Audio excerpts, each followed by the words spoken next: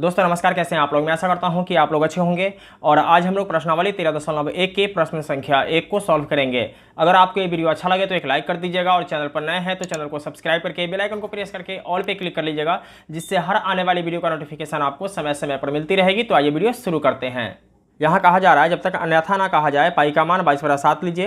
प्रश्न संख्या 1 है, दो घनों जिनमें से प्रत्येक का आयतन 64 सेंटीमीटर क्यूब है के संलग्न फलकों को मिलाकर एक ठोस बनाया गया है, इससे प्राप्त घनाभ का पृष्ठीय क्षेत्रफल ज्ञात कीजिए। यहाँ हमने दो घन बना लिया है और सबसे पहले ये जान लेते हैं कि घन क्या होता है। देखिए, घन में 6 फलक होता है, ठीक है, और 12 किनारा होता है। 6 फलक क्या होता है, बराबर होता है। जैसे कि आप लूडो की गोटी यानी कि पासा को आप देखे होंगे, उसमें 6 फलक होता है जो बराबर होता है, ठीक है, और 12 किनारा होता है। जब फलक बराबर होगा तो किनारा भी बराबर ही होगा, ठीक है। तो इसका जो आयतन है ये कहा जा रहा है, प्रत्येक का आयतन 64 सेंटीमीटर क्यूब है, यानी कि इसका भी आयतन कितना है, 64 सेंटीमीटर क्यूब है, और इसका भी आयतन क्या है, 64 सेंटीमीटर क्यूब है, ठीक है। ये दिया गया है।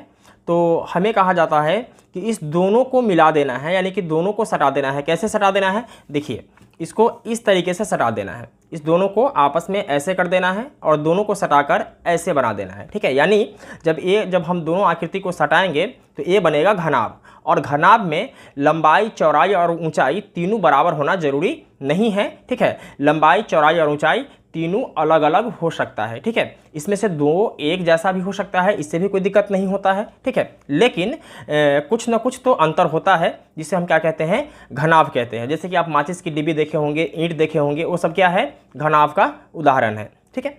तो इस दोनों को सटाकर क्या बनाया गया है, घनाभ बनाया गया है। तो कहा जा रहा है कि घनाभ का पृष्ठीय क्षेत्रफल ज्ञात कीजिए, ठीक है। तो हमें क्या करना है कि सबसे पहले घनाभ का पृष्ठीय क्षेत्रफल ज्ञात करने से पहले हमें इस आयतन से इसका भुजा ज्ञात करना होगा, ठीक है। अगर भुजा 1 का निकल जाता है उतना ही क्या होगा, इसका भी होगा। फिर दोनों को जोड़ देंगे, ठीक है, तो इसका लंबाई पता चल जाएगा, ठीक है। चौड़ाई और ऊंचाई क्या निकलता है वही रहेगा, ठीक है। तो आइए आयतन से पहले भुजा ज्ञात कर लेते हैं, ठीक है। तो लिखेंगे हल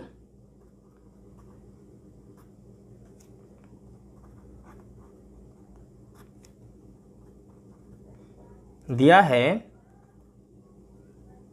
घन का आयतन। घन का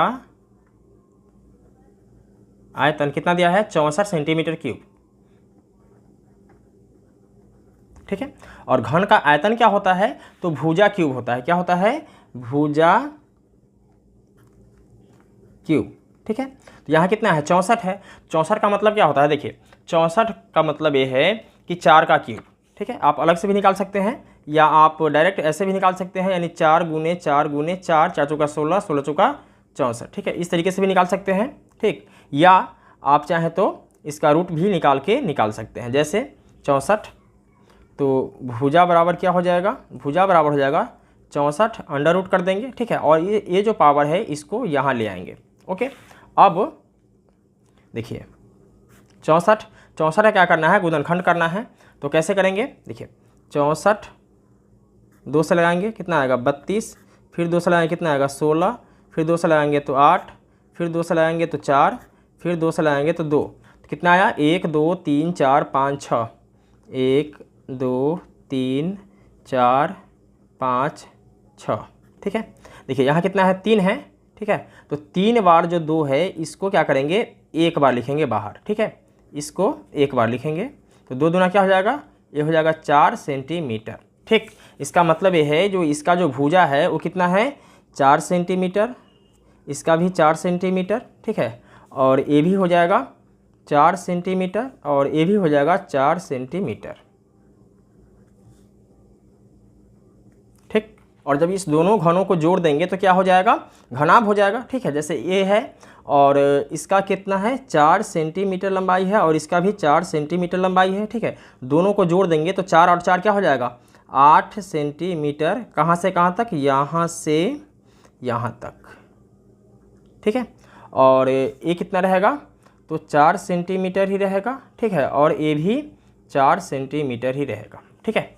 तो यहाँ आप समझ सकते हैं कि लंबाई कितना है, तो 8 सेंटीमीटर, और चौड़ाई कितना है, तो 4 सेंटीमीटर, और ऊंचाई कितना है, तो 4 सेंटीमीटर, ठीक है। तो इसी को देखकर पहले लिख लेते हैं।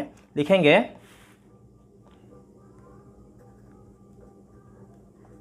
दोनों घनों को मिलाने पर लंबाई को L से सूचित करते हैं।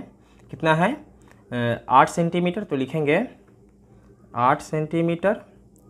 चौड़ाई को B से सूचित करते हैं, तो ये हो जाएगा 4 सेंटीमीटर। और ऊंचाई यानी कि H कितना हो जाएगा, तो 4 सेंटीमीटर।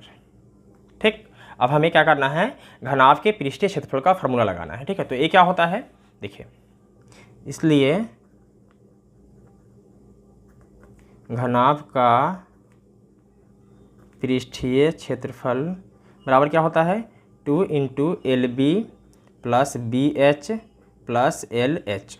ठीक, तो 2 × L कितना है 8, B कितना है 4, प्लस है तो प्लस देंगे, B यानी कि 4 × H कितना है तो 4 है, प्लस L कितना है 8 × H कितना है तो 4।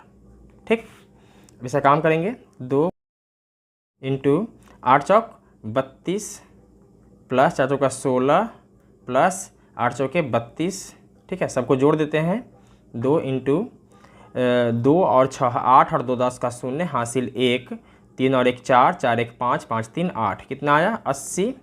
ये गुना में है। ठीक है, तो 8 दूना 16, कितना आ जाएगा 160 सेंटीमीटर स्क्वायर, इसका आ जाएगा आंसर। ठीक है, तो दोस्तों मैं उम्मीद करता हूं कि आपको ये सवाल समझ में आ गया होगा। अगर किसी प्रकार की कोई डाउट हो तो आप हमें कमेंट कर सकते हैं, और इससे पहले का वीडियो आप लोगों ने नहीं देखा है तो अनलॉक स्टडी के प्ले लिस्ट में जाकर इससे पहले का सारा वीडियो देख सकते हैं। फिर मिलते हैं एक और वीडियो में, तब तक के लिए जय हिंद।